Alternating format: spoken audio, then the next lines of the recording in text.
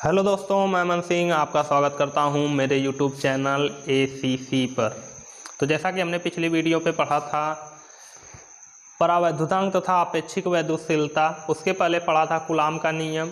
तो अगर आपने वो सब वीडियो नहीं देखा है तो मैं लिंक डिस्क्रिप्शन बॉक्स में दे दूंगा, आप वहां से जाके देख लीजिएगा। क्योंकि आज हमारा जो टॉपिक होने वाला है बहुल आवेशों के मध्य बल अध्यारोपण का सिद्धांत, ये पूरा का पूरा कूलाम के नियम पर आधारित है। अगर आपको कूलाम का नियम नहीं आएगा तो इसको समझने में आपको प्रॉब्लम होगी, ठीक है।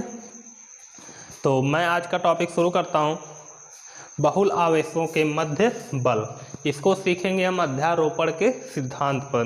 पहले क्या अध्यारोपण का सिद्धांत क्या होता है इसी को देखेंगे, फिर उसी के बेस पे हम लोग इसको प्रूफ कर देंगे कि बहुत ढेर सारे आवेश रहेंगे। अभी तक तो हम 2 आवेश लेके चल रहे थे, उससे ज़्यादा आवेश नहीं ले रहे थे, लेकिन इस बार हम जितना चाहें उतना आवेश ले सकते हैं, ठीक है। तो चलिए शुरू करते हैं।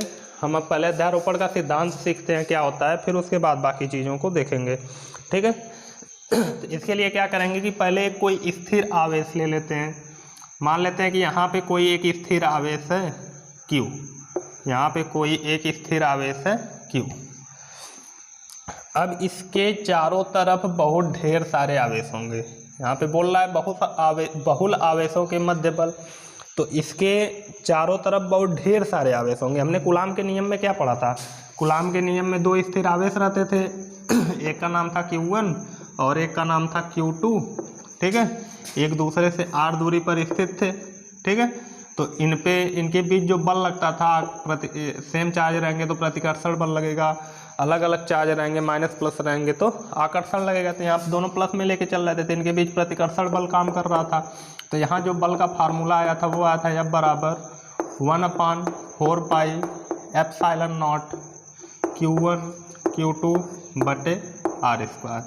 तो इसी के बेस पे हम लोग प्रूफ करने वाले हैं, ठीक है। इसमें क्या होता था कि केवल 2 आवेश रहते थे, ठीक है। इस बार हमको कोई एक स्थिर आवेश लेना, इसके चारों तरफ बहुत ढेर सारे स्थिर आवेश लेंगे। फिर चेक करेंगे कि उस पे इन सभी आवेशों के कारण इस एक आवेश पर कितना बल काम कर रहा है, ठीक है। तो हम लोग मानते हैं यहाँ पे एक आवेश है Q1, ठीक है। यहाँ पे ले लेते हैं एक आवेश Q2, यहाँ पे ले लेते हैं एक आवेश Q3, इधर भी ले लेते हैं एक आवेश Q4। इसी तरह हम जितना चाहें उतना आवेश ले सकते हैं। तो मैं मान लेता हूँ यहाँ तक जाते जाते हमने Qn आवेश ले लिया है, ठीक है। पहले लिया Q1 Q2 Q3 Q4 Q5 Q6 Q7, हम जितना चाहें उतना ले सकते हैं। तो मैंने यहाँ लास्ट में मान लिया कि हमने Qn आवेश लिया है, ठीक है। अब हम लोग चेक करते हैं कि इन सब आवेशों के कारण इस पर किस डायरेक्शन में बल लगेगा और कितना बल लगेगा, सबको मिला के उसको भी निकालेंगे, ठीक है। कितना बल लगाएगा ये सब आवेश मिलकर इस पर, वो निकालेंगे अध्यारोपण के सिद्धांत पे। पहले उसी को सीखना है, तो इस चित्र के बेस पे ही हम उसको सीखेंगे। तो अब मान लेते हैं कि इनके बीच की जो दूरी है, ये वाली दूरी, ये R1 है। Q1 Q के बीच की दूरी R1, Q2 से Q के बीच की दूरी R2 मान लेते हैं, Q3 से Q के बीच की दूरी R3 मान लेते हैं, ठीक है। 4 से Q की दूरी Q4 से R4 मान लेते हैं। इसी तरह Qn से Q की दूरी कितनी हो जाएगी? Rn हो जाएगी, ठीक है। यहाँ पे आप एक चीज़ देख सकते हैं कि सब मैंने सेम चार्ज लिया है, प्लस प्लस प्लस, माइनस वाला कोई नहीं लिया। माइनस इसलिए नहीं लिया कि बाद में कन्फ्यूजन होता है, एक जगह प्लस आता है एक जगह माइनस आता है, तो उससे समझने में प्रॉब्लम होती है, ठीक है। तो इसीलिए मैंने क्या किया कि मैंने सब प्लस चार्ज लिया है। और आप लोग जानते हैं कि अगर प्लस प्लस चार्ज रहेंगे तो दोनों के बीच प्रतिकर्षण बल काम करेगा, ठीक है। तो ये इस पे किस दिशा में बल लगाएगा, ये इसको प्रतिकर्षित करेगा, मतलब पीछे की ओर ढकेलेगा। तो इस पे इस डायरेक्शन में बल लगेगा, ठीक है। इस आवेश Q पर आवेश Q1 इस डायरेक्शन में बल लगाएगा, ठीक है। तो इसको बोलेंगे F, ये Q है, ठीक है। Q पे 1 बल लगा रहा है तो F1 लिख लेते हैं, ठीक है। और 2 किस डायरेक्शन में बल लगाएगा? अपने एकदम विपरीत डायरेक्शन में इधर बल लगाएगा, इसको मान लेते हैं F2 है। Q2 के कारण लग रहा है तो F2 मान लेते हैं। इसी तरह Q3 एकदम इधर की लगाएगा, इसको मान लेते हैं F3, ठीक है। उसी तरह R4 इस डायरेक्शन में लगाएगा, इसको मान लेते हैं F4। उसी तरह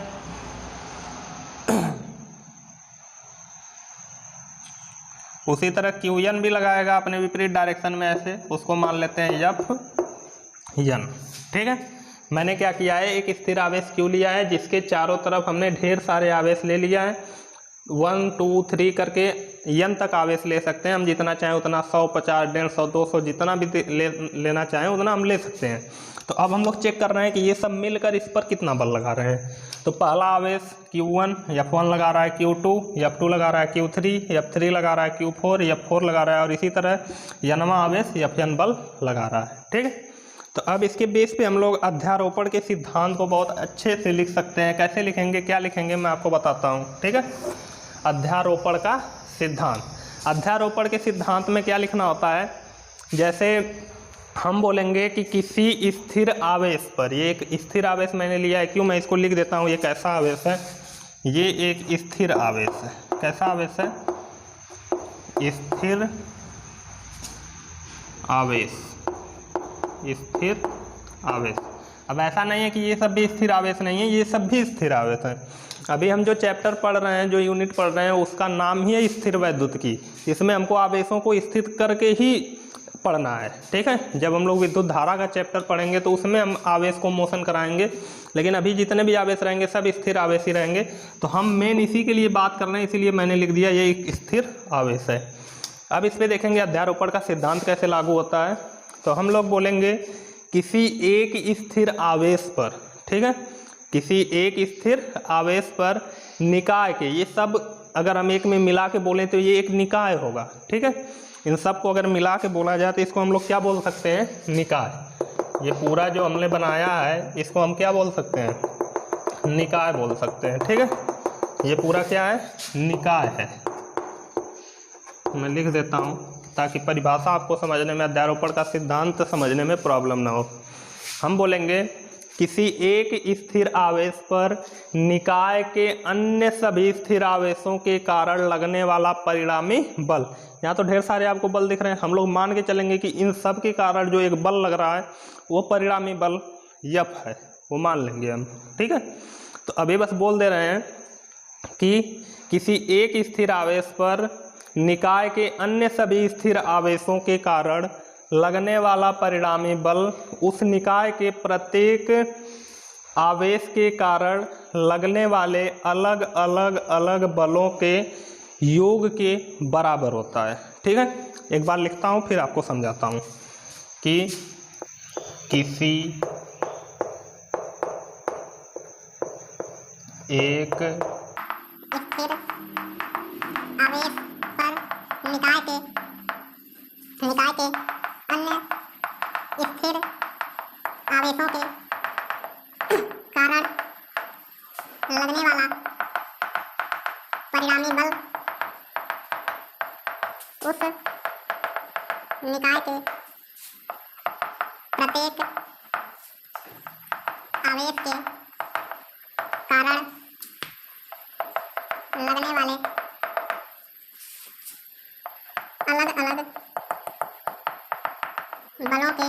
अलग अलग बलों के योग के बराबर होता है।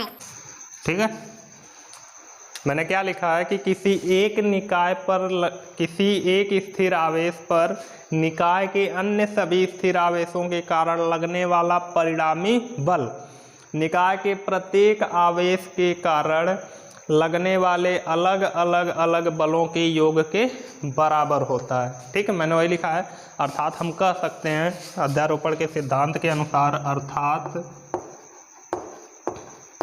हम क्या कह सकते हैं कि जो परिणामी बल F है, जो परिणामी बल F है वह बल, ठीक है, जो परिणामी बल F है वह बल इस निकाय के कारण जितने भी बल लग रहे हैं F1 F2 F3 F4 dot dot m तक, उन सभी बलों के सदिश, उन सभी बलों के योग के बराबर है। तो हम लिख सकते हैं F1 plus F2 plus F3 plus F4 plus dot dot dot कहाँ तक जाएंगे, Fn तक। ठीक है, ये होता है अध्यारोपण का सिद्धांत और इसको मान लेंगे समीकरण नंबर 1।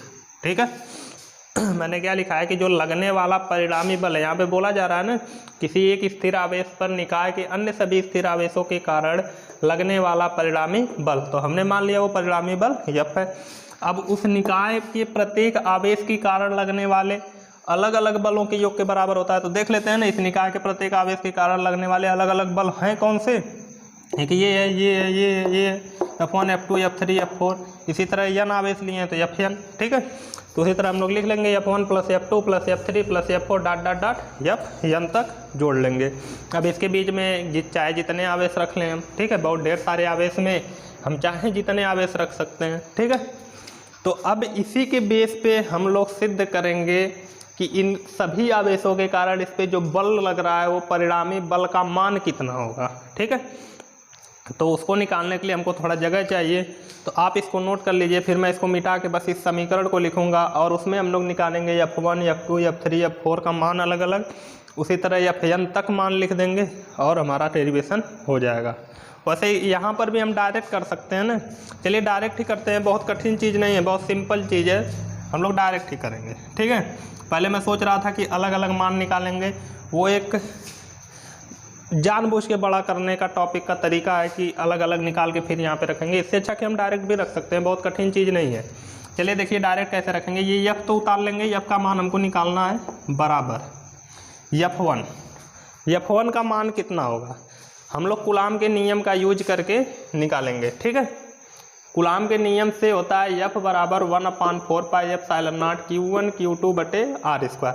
यहाँ पे क्या होता है कि इसके बेस पे कूलाम के नियम को हमने लिखा है, F है जो इन दोनों के बीच लगने वाला बल F है, ये बल F इस कांस्टेंट के साथ दोनों आवेशों के गुणनफल के, मतलब Q1 Q2 जिनके बीच बल लग रहा है उनके गुणनफल और उनके बीच की जो दूरी R है उनके वर्ग के व्युत्क्रमानुपाती और इन दोनों के गुणनफल के अनुक्रमानुपाती होता है। मैं एक साथ बोल देता हूँ फिर से, कूलाम जी ने बताया था कि किसी दो स्थिर आवेशों के मध्य लगने वाला बल उस आवेशों की मात्राओं के गुणनफल के अनुक्रमानुपाती तथा उनके बीच की दूरी r के वर्ग के व्युत्क्रमानुपाती होता है।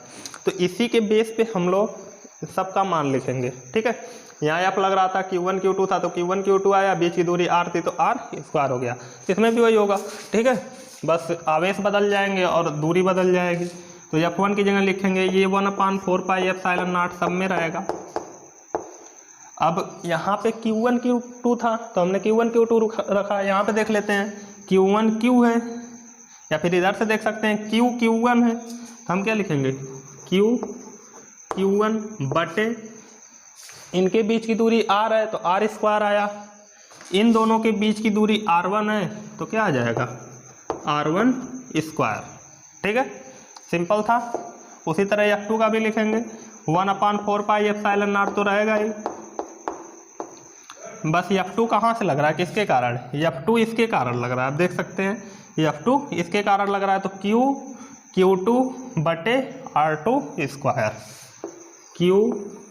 Q2 बटे R2²। उसी तरह F3 को लिखेंगे प्लस F3 में भी 1/4πε0, ये कांस्टेंट होता है, ये सब में होगा, ठीक है। F3 किसके कारण लग रहा है, F3 Q3 के कारण लग रहा है तो Q3 बटे R3 का स्क्वायर, Q3 बटे R3 का स्क्वायर, ठीक है। इसी तरह n का भी लिख देते हैं, 4 का लिखना जरूरी नहीं है, ठीक है। उसी तरह 4 का भी हो जाएगा, बस Q4 बटे R4 का स्क्वायर हो जाएगा, ठीक है। इसी प्रकार Qn का लिखेंगे तो क्या होगा, यहाँ नीचे लिख देता हूँ, शायद उधर दिखेगा नहीं, 1/4πε0 Qn बटे Rn² होगा कि नहीं। मैंने क्या लिखा है Q1 बटे R1², क्योंकि F1 किसके कारण लग रहा है Q पर, Q1 के कारण, तो इन्हीं दोनों के बीच देखेंगे ना तो इन दोनों का गुणनफल और उनके बीच की दूरी का हम क्या करेंगे, वर्ग करके भाग दे देंगे। तो मैंने सेम सब उसी तरीके से लिख लिया है, ठीक है।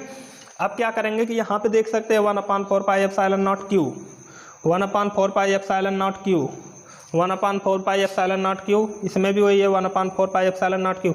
सब में से हमको कॉमन मिल रहा है Q/4πε0। ठीक है, इसमें से भी मिल जाएगा, इसमें से भी मिल जाएगा और इसमें से भी मिल जाएगा। तो हम कॉमन ले लेते हैं, तो देखते हैं क्या मिलता है। F बराबर हमने कॉमन लिया Q/4πε0। तो क्या बचेगा उसको पहले लिखते हैं। बचेगा Q1/R1 स्क्वायर प्लस Q/4πε0 बाहर गया तो बचा Q2/R2 का स्क्वायर, Q2/R2 का स्क्वायर प्लस यहाँ से बचेगा Q3/R3 का square plus dot dot dot, इसी तरह बचेगा Q1/RN का स्क्वायर, ये प्लस रहेगा Q1/RN का स्क्वायर। ठीक है, इतना बचेगा। या तो आप चाहें तो यही छोड़ सकते हैं, यही फार्मूला हो जाएगा, इसके आगे हम लोग कुछ नहीं कर सकते। या तो इसको आप छोटा करके भी लिख सकते हैं। छोटा करने का एक तरीका होता है, एक प्रतीक का यूज किया जाता है सम का। ठीक है, मैं आपको बता देता हूँ प्रतीक कौन सा है, उसके बेस पे हम लोग लिख देते हैं। तो इसको एक तरीके से हम लोग और लिख सकते हैं, F बराबर Q/4πε0, Q/4πε0, इसको उतार लेंगे। ठीक है, ये सब आप चीज देख सकते हैं, सब सेम है, Q/R Q/R Q/R Q/R, बस यहाँ पे चेंज हो रहा है 1 2 3 n तक जा रहा है, ये भी चेंज हो रहा है 1 2 3, ये भी n तक जा रहा है। ठीक है, तो हम क्या करेंगे, ये सम का चिन्ह लगाएंगे, ये योग का चिन्ह होता है। ठीक है, फिर लिखेंगे Q/R Q/R, हर जगह Q/R आया है कि नहीं, और R के साथ यहाँ हर जगह स्क्वायर भी आया है, तो इसके साथ स्क्वायर भी लिखेंगे। बस 1 2 की जगह हम लोग लिख देंगे I, 1 2 की जगह क्या लिख देंगे I, और हम लोग मान लेंगे कि I बराबर 1 से I बराबर कहाँ तक है, n तक है। हम लोग मान लेंगे कि I बराबर 1 से I बराबर कहाँ तक है, n तक। तो जितना तक चाहिए हम रख सकते हैं। 1 रखेंगे तो Q1/R1 का स्क्वायर हो जाएगा, ये मिल जाएगा। 1 के बाद 2 रखेंगे तो Q2/R2 स्क्वायर हो जाएगा, ये वाला मिल जाएगा। ठीक है, और ये योग का चिन्ह है, प्लस लगा के हम लोग लिख सकते हैं। ठीक है, तो छोटा करके ऐसे लिख सकते हैं, या फिर यहीं पे आप छोड़ सकते हैं अगर आपको ये लिखने में प्रॉब्लम होती है तो। ठीक है, तो ये होता है बहुल आवेशों के मध्य लगने वाला बल। इसको हम चाहे तो सदिश रूप में भी लिख सकते हैं। देख लीजिए सदिश रूप में कैसे लिखेंगे, इसका सदिश रूप क्या होगा, सदिश रूप।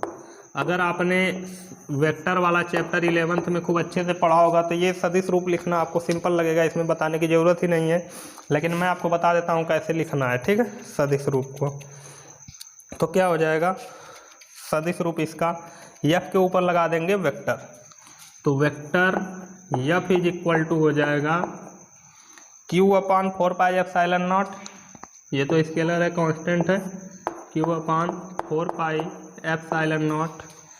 फिर अंदर चलते हैं,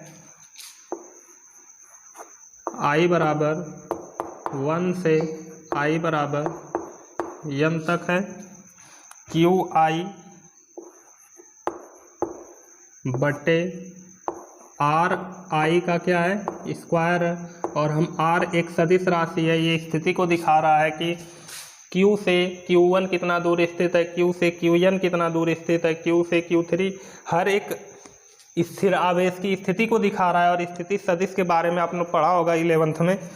तो ये एक वेक्टर है, और यहाँ से वेक्टर के रूप में जब हम इधर भी एक वेक्टर लेते हैं तो उसके साथ एक एकांक सदिश आता है दिशा बताने के लिए। तो इसके साथ इस RI कैप का मतलब इस R का एक एकांक सदिश आएगा, उसको लिखेंगे R कैप, RI कैप। 1 होगा तो R1I कैप, 2 होगा तो R2I कैप, वो उसके बेस पे हम लोग चेंज कर सकते हैं, I का मान जो भी होगा वहाँ पे रख देंगे। तो ये हो गया इसका सदिश रूप। ठीक है, तो मैंने इस फार्मूले को जितने तरीके से लिखा जा सकता था, जैसे जैसे बुक में लिखा रहता है फार्मूला, वैसे वैसे लिख के आपको दे दिया है।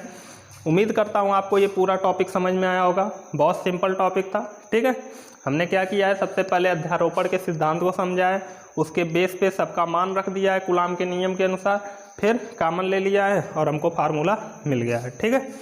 तो उम्मीद करता हूँ ये आपको पूरा समझ में आया होगा। आप इसका स्क्रीनशॉट लेना चाहते हैं तो ले सकते हैं। चलिए, हो चुका होगा। तो मिलते हैं हम नेक्स्ट वीडियो में। अब हम लोग पढ़ेंगे विद्युत क्षेत्र के बारे में। यहाँ से इस चैप्टर का मेन टॉपिक स्टार्ट होगा, विद्युत क्षेत्र, जिससे कि बहुत सारे कॉन्सेप्ट क्लियर होंगे। आगे बहुत इंपॉर्टेंट टॉपिक आपको मिलेंगे, ठीक है। तो मिलते हैं हम नेक्स्ट वीडियो में। अगर आपको वीडियो पसंद आता है तो लाइक शेयर सब्सक्राइब जरूर कीजिएगा, और चैनल पर नए हैं तो सब्सक्राइब तो जरूर कीजिएगा और अपने दोस्तों पे भी शेयर कर दीजिएगा। तो मिलते हैं नेक्स्ट वीडियो में, तब तक के लिए धन्यवाद।